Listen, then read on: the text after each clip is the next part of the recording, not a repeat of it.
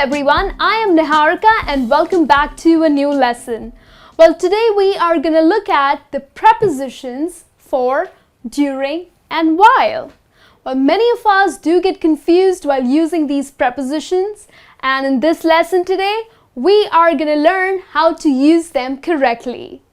Well, these prepositions in English represent time, and how they are used, well, let's learn. Now, the first preposition that we are going to look into is for. Now, when do we use the preposition for? Well, for is used when you are talking about or when you're trying to express about how long something goes on or how long someone does something. So, for is that expresses the period of time. The specific time it mentions, like for example, for 2 hours, for 10 years, for 3 weeks, okay? So this is the way we use the preposition for to express for how long something goes on or for how long someone does something. Now, to understand this better, let's look at an example here. We watched TV for 2 hours last night. So here you're specifically mentioning for how long you watched TV last night. So it's 2 hours, that's a specific time that you've mentioned, and you have used the preposition for. Okay? Now let's look at the second example here. I am going to Spain for 2 weeks. Now again, I'm going to Spain for how long? Well, I am going to Spain for 2 weeks. So here, 2 weeks is the period of time that I am going to go to Spain. And that's exactly the reason why we are using the preposition for. Okay, so hope that's clear to you. Now let's look at the preposition during. Now, during is used to mention when something happens. Now, just when something happens. You do not use during when you talk about a specific time period, okay? So it's just when something happens.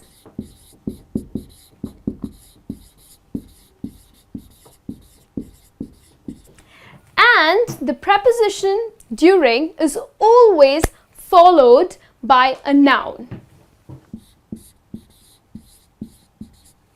Okay, it's pretty simple. Now let's look at the example. Nobody was vocal during the presentation. Okay, so now here it says that nobody was vocal during the presentation. So here the presentation is your noun, whereas you are using during to mention what was happening during the presentation. Okay, now we haven't mentioned for how long the presentation went. Okay, so that's why we have not used the preposition for. We are using the preposition during because something is happening. Okay, second example here. I fell asleep. Oh, I'm sorry about that. It's I fell asleep during the film and I slept for an hour. Now here if you look at the sentence, we have used the preposition during. And also we have used the preposition for. Now let's get the difference here. I fell asleep during the film. So the film was going on and what I did was, well, something happened during the film. So during the film, I fell asleep. So as I mentioned that during is always followed by a noun. Okay, so that's your noun here. And I slept for an hour. So after falling asleep, I almost slept for an hour. So now here you're mentioning the specific time that you were asleep for.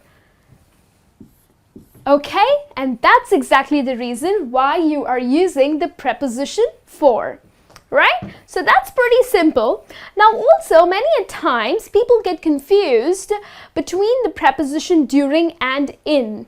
Okay, so now sometimes we end up using in or during in a sentence and you think that we're doing a mistake, but that's not a mistake. It is okay to use in or during interchangeably.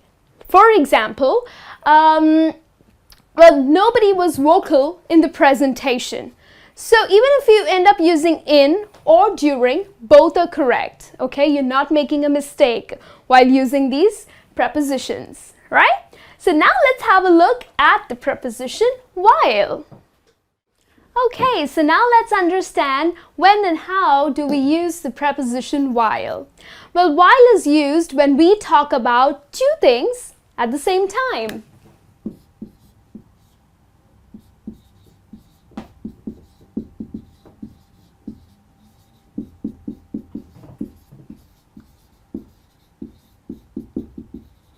Okay, so we end up using the preposition while when we talk about two things that happen at the same time. Also remember that while is always followed by a subject and a verb. So it's while,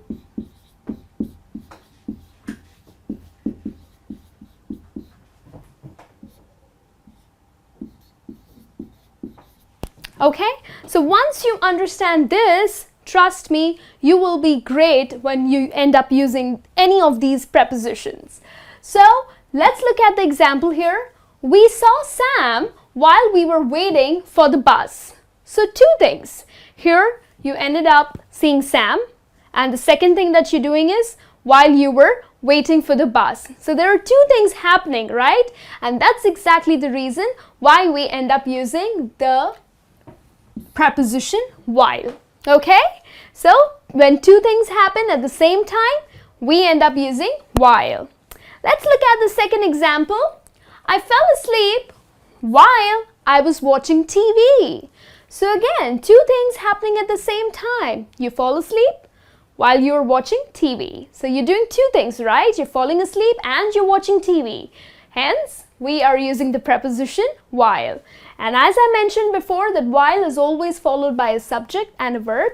So in this sentence, I was watching TV will be your subject and your verb. Okay? Now let's look at the third sentence here. I'll be in London next week. I hope to see John while I'm there. Now, if you look at the sentence here, we have, of course, ended up using the preposition while. But always remember, when you talk about the future, okay? When you talk about the future and you end up using the preposition while, you will always say it in the present tense. Like in the sentence, I'll be in London next week. So that's future, right? Next week is the future. So I'll be in London next week, but I hope to see John while I'm there. But I hope to see John. So here I'm talking present. I hope to see John while I am there. Okay, now if I ended up using the future tense, like I'll be in London next week, I hope to see John while I will be there.